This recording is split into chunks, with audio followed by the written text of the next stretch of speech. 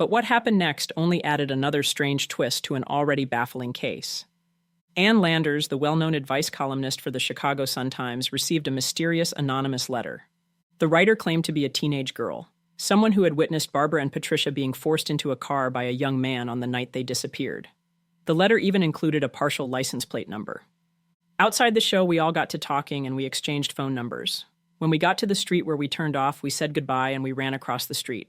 Then Betty forgot something she had to tell Barbara, and we ran back to the corner. A man about 22 or 25 was talking to them. He pushed Barbara in the back seat of the car and Pat in the front seat. We got part of the license number as the car drove by us. The first four numbers were 2184. Betty thinks there were 3 or 4 numbers after that. When we heard that they were missing, we didn't know what to do. It seemed promising, but just like so many things in this case, it led nowhere. Unfortunately, police were never able to trace the partial plate to a specific vehicle. The tip fizzled, and the writer of the letter, whoever they were, was never identified.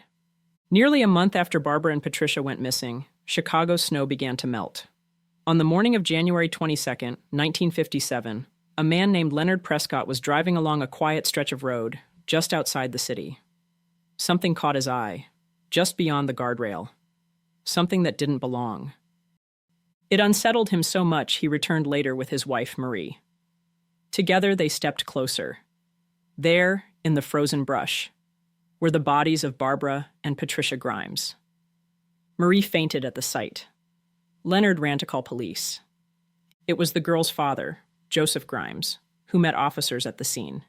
He had to do what no parent ever should, confirm that his daughters were gone. Investigators believed the girls had been driven to that location.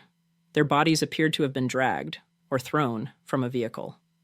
Barbara had 3 small wounds to her chest, consistent with an ice pick. Her face and head showed signs of blunt trauma.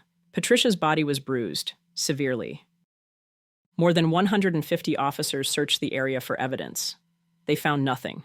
No footprints, no weapon, and no physical clues.